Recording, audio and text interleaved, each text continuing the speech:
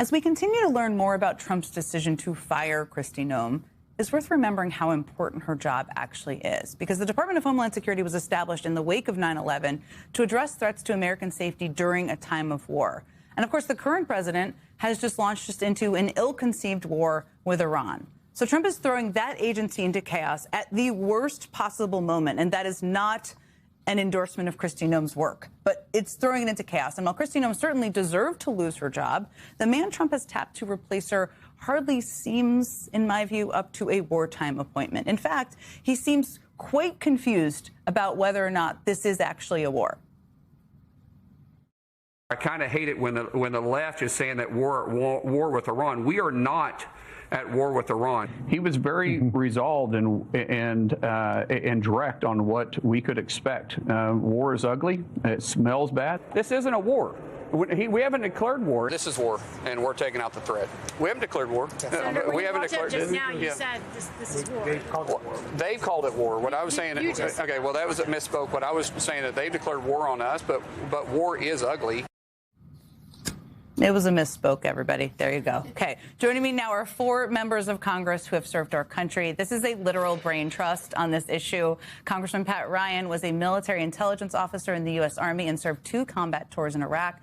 Congressman Jake Auchincloss is a Marine Corps veteran who commanded infantry in Afghanistan and special operations in Panama. Congresswoman Maggie Goodlander served as an intelligence officer in the U.S. Navy Reserve for over a decade. And Congressman Seth Moulton is a Marine Corps veteran who led one of the first infantry platoons to enter Baghdad during the Iraq War. I am so incredibly grateful the 4 of you are here. I could probably talk to you all for 3 hours about everything happening.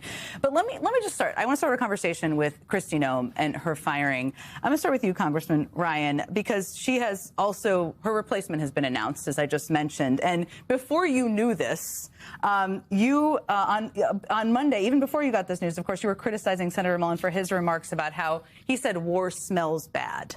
Is part of one of his quotes. And you wrote on X, "Hey, Senator Mullen, what the actual F are you talking about? Did I miss the part of your bio where you served in combat or served in uniform at all? Call of Duty doesn't count."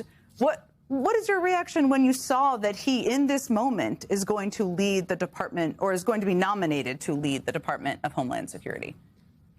If you wondered, could it get worse after Kristi Noem, you're about to find out. You think this is worse? Could be worse? I think he's even more incompetent. I think he's even more clueless, even more sycophantic. And, I mean, you saw those clips. I mean, it just seems like he doesn't even know where he is half the time. Congressman Auchincloss, you've been very outspoken about demanding changes to ICE and DHS and how they operate. Do you think Noem's firing, obviously there's still a funding fight. There's also now going to be a confirmation fight.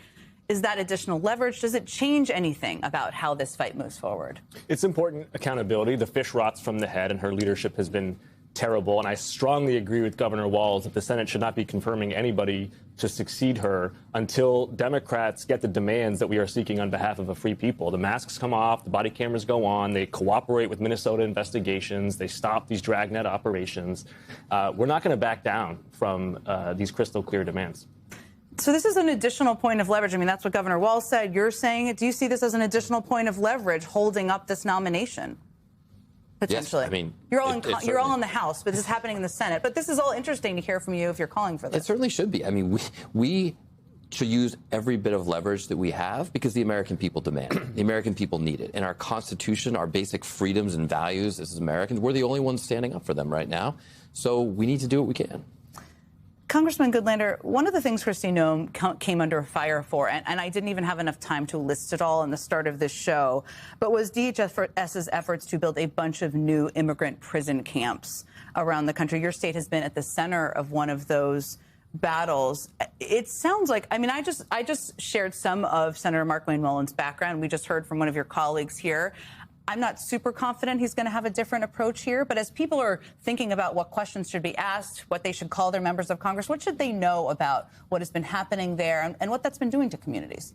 Look, this is a $38 billion campaign to commandeer industrial warehouses and use them for the detention of human beings. The idea is, and this is what the director of ICE has said, to bring an Amazon Prime-like model to human detention. So you just can't get any less American than this basic idea. And Pat's been dealing with this in his district, too. We built a really broad bipartisan coalition in New Hampshire. And what we're asking for, these are common sense reforms. We're asking the federal government to get the blessing of state and local leaders before they go ahead and commandeer industrial warehouses that are going to come at great cost to the taxpayer. And that actually will lead, in the case of this facility in Merrimack, New Hampshire, it would have led directly to cuts to the police department, to the fire department, and just higher costs for every taxpayer. And these are common sense asks that we're really pushing for.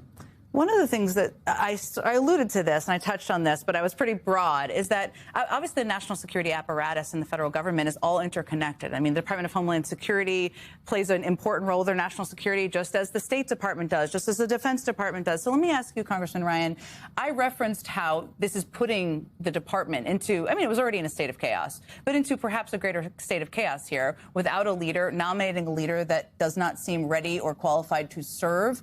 There are a lot of things that Department of Homeland Security does, obviously cybersecurity, which is important as it relates to the war in Iran, obviously protecting our homeland. What are the things people watching should understand about the role DHS plays in a moment like this when we're on day 6 of a war? Yeah, I mean, it touches all of our lives almost on a daily basis the cybersecurity piece is really underappreciated. And by the way, the Trump administration tried to cut almost all of the funding for CISA, the cybersecurity agency under DHS. And we know, Iran in particular, and of course their allies, Russia and China, have very sophisticated cyber capabilities. So on that element alone, not to mention air safety, not to mention FEMA, which matters all the time,